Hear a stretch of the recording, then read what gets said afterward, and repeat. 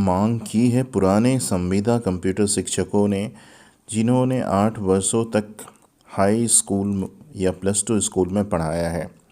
ये खबर मुजफ्फरपुर से आ रही है। मुजफ्फरपुर के दैनिक हिंदुस्तान में ये खबर निकली है। खबर के अनुसार सरकारी स्कूलों में पूर्व में कंप्यूटर शिक्षक के रूप में काम कर चुके अभ्यर्थियों ने हाई स्कूल में बहाली की मांग की है। इस बार की होने वाली बहाली के लिए अभ्यर्थियों ने यह मुद्दा उठाते हुए सरकार से मांग की है। बिहार कंप्यूटर शिक्षक वेलफेयर एसोसिएशन के तहत अभ्यर्थियों ने इसे लेकर सरकार को पत्र भेजा है। अभ्यर्थियों ने कहा है कि जिले समेत सूबे के सरकारी विद्यालयों में 8 वर्ष तक कंप्यूटर शिक्षक के रूप में हम लोगों ने काम किया है। इसके बाद कुछ शिक्षकों ने STET 2019 में भाग लिया और उत्तीर्ण भी हुए हैं। यहाँ ये बता दें, अभी तक 2019 STET का परीक्षाफल अभी तक नहीं आया, तो ये उत्तीर्ण कैसे हो गए। हम लोगों की उम्र लगभग अन्य नौकरी के लिए समाप्त हो चुकी है। अध्यक्ष दिलीप कुमार समेत अन्य अभ्यर्थियों ने कहा है कि हम लोग लगातार कंप्यूटर शिक्षक बनने के लिए हर स्तर पर मांग करते रहे हैं। शिक्षा मंत्री की ओर से आश्वासन दिया गया था कि हम लोगों को STET 2019 के माध्यम से नियुक्ति में कुछ अतिरिक्त छूट दी जाएगी। अब दोस्तों, ये आपको पता करना है ये किस प्रकार के कंप्यूटर।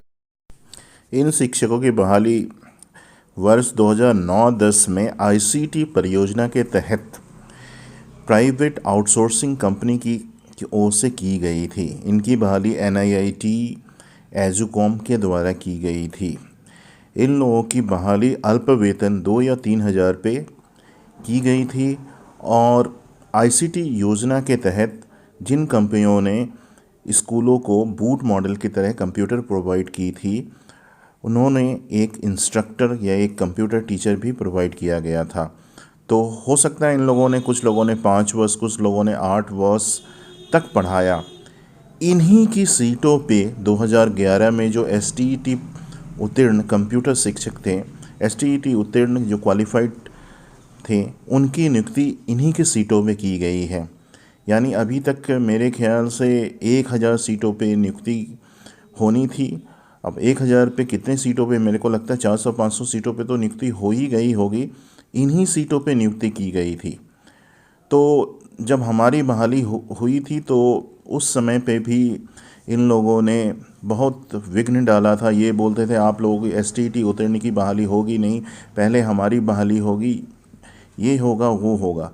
मेरा ये कहना था, अगर आपको शिक्षक बनना है तो सबसे पहले उसकी एलिजिबिलिटी हासिल करनी होगी। शिक्षक बनने के लिए, यानी कि कंप्यूटर शिक्षक बनने के लिए सबसे पहले तो आपको उच्चतर माध्यमिक एलिजिबिलिटी टेस्ट क्लियर करनी पड़ेगी, जिसे SCET कंप्यूटर साइंस जो +2 के लिए जो एग्ज़ाम हुई है, सीनियर सेकेंडरी एलिजिबिलिटी टेस्ट, ये परीक्षा उत्तीर्ण करनी होगी। इसके बाद आप कंप्यूटर शिक्षक बनने के लिए उसके एलिजिबल हो पाएंगे, उसके अभ्यर्थी बन पाएंगे। तब जहाँ से भी नोटिफिकेशन आएगी, एडवर्टीजमेंट आएगी, वहाँ पे आप अप्लाई करेंगे, फिर मेरिट लिस्ट में आएंगे, तब आप जाके कंप्यूटर शिक्षक बन सकते हैं। इन लोगों ने, ये जो लोग हैं, इन्होंने प्राइवेट कंपनी के अंदर में इन्होंने काम किया। इन्होंने 8 वर्षों तक काम किया।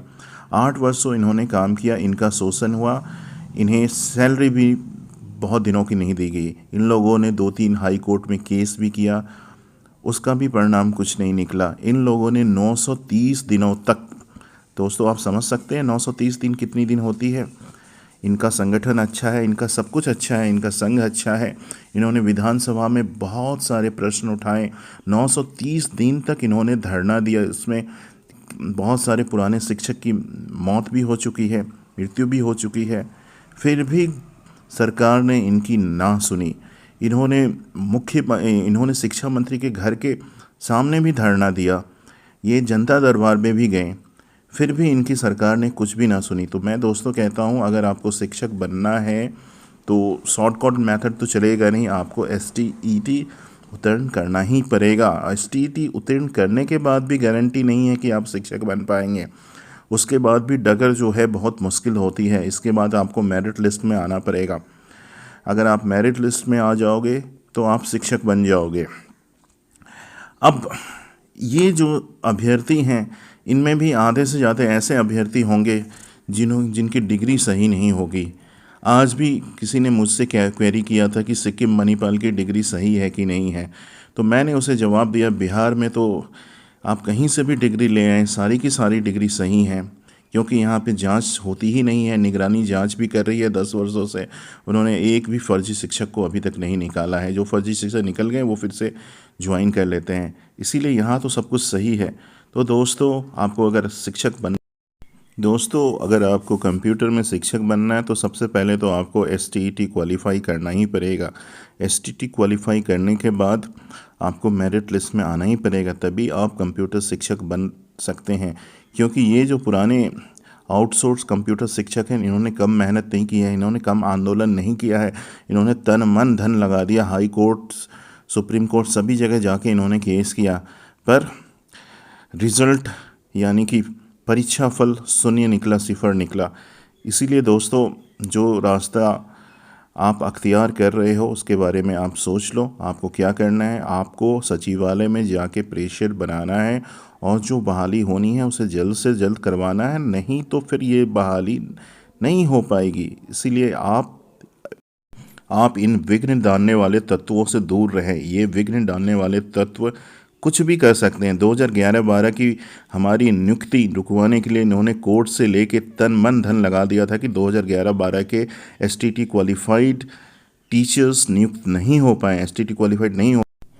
पर जो एक कहावत है ना, जो सही होता है, जो सही रास्ते पे चलता है, जीत उसी की होती है। इन लोगों को भी समझना चाहिए कि अगर शिक्षक बनना ही है तो STT क्वालिफाई करें और शिक्षक बने, इन्हें किसने रोका है। पर इस तरह ये आंदोलन करेंगे तो सरकार न सुनने वाली है, क्योंकि अगर सरकार ने इनकी बहाली कर दी तो पेंडोरा बॉक्स खुल जाएगा और इन जैसे कितने संविदा वाले लोग शिक्षक, पता नहीं फलाना ठिकाना, बहुत सारे शिक्षक बैठे हुए हैं, किसके लिए? परमानेंट होने के लिए, अस्थाई होने के लिए। तो इसीलिए अगर सरकार ने अगर कुछ बहुत ही बड़ा स्टेप लिया तो सारे के सारे रसोइये से लेके जितने भी स्टाफ है सब बोलेंगे कि हमें भी स्थायी कर दो। वैसे भी बिहार में जो भी शिक्षक है वो नियोजित ही कहलाते हैं। प्रकृति अस्थाई है पर कहलाते तो नियोजित ही हैं, यानी कि कॉन्ट्रैक्ट शिक्षक ही कहलाते हैं। धन्यवाद।